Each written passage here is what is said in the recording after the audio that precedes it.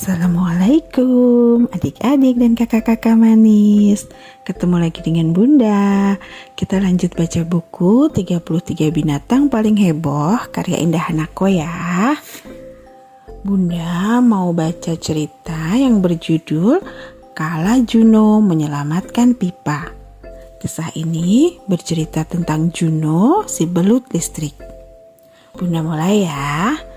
Seekor belut istimewa sedang bergerak kian kemari. Belut itu disebut istimewa karena bisa mengeluarkan aliran listrik. Belut itu bernama Juno.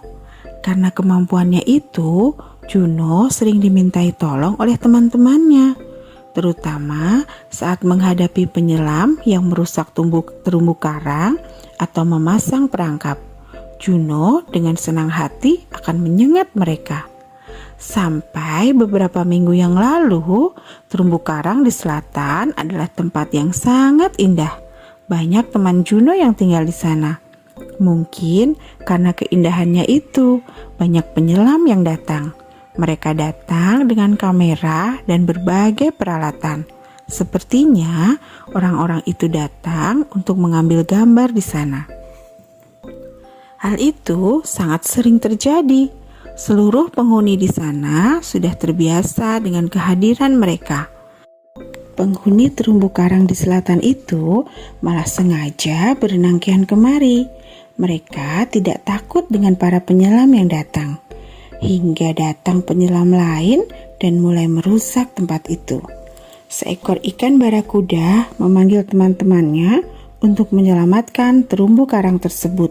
Salah satunya adalah Juno. Tanpa pikir panjang, Juno pun turut ambil bagian. Juno berhasil menyengat salah satu penyelam, sementara dua lainnya lolos. Akan tetapi, terumbu karang itu sudah terlanjur porak-poranda. Terlalu banyak yang dirusak oleh para penyelam jahat itu. Juno sangat sedih melihat tempat tinggal teman-temannya hancur berantakan. Kini, mereka tidak punya lagi rumah dan terpaksa mencari tempat yang baru. Bahkan ada beberapa ikan dan hewan laut yang mati saat peristiwa itu. Juno sedih sekali karenanya. Kehilangan teman adalah hal yang sangat buruk dalam hidupnya. Orang jahat telah merugikan teman-temannya. Juno, bisakah kamu ke rumah Bibi Vera? Suara ayah mengagetkan Juno. Juno buru-buru mendekati ayah. Juno adalah anak yang sangat patuh. Mau apa ke sana ya? Ayah tersenyum tipis. Undang Bibi Vera ke sini, nanti malam kita akan mengadakan pesta. Juno tercengang, hatinya sangat gembira. Mengapa dia tidak tahu akan ada pesta malam nanti? Pesta apa ya? Tanyanya bersemangat. Kamu selalu bersemangat untuk urusan pesta. Ayah tertawa kecil. Ini cuma acara rutin. Kebetulan hari ini giliran kita sebagai tuan rumah. Kamu bisa ke sana kan, Nak? Tanya ayah. Bisa ya? Tukas Juno cepat. Aku pergi sekarang saja ya, katanya lagi. Juno, sekalian mampir ke rumah Holis ya. Undang keluarganya juga, seru ibu dengan suara kencang dari dalam. Baik Bu, balas Juno dengan suara tidak kalah kencang. Belut listrik itu kemudian berpaling pada ayahnya. Ya, aku pergi sekarang, Juno pamit. Dia juga masuk ke dalam rumah untuk berpamitan dengan ibu. Juno menghitung-hitung jarak yang lebih dekat.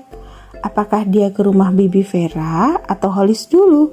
Jika lewat utara, lebih dekat rumah Holis. Namun bila ke timur, Juno akan lebih dulu di rumah Bibi Vera.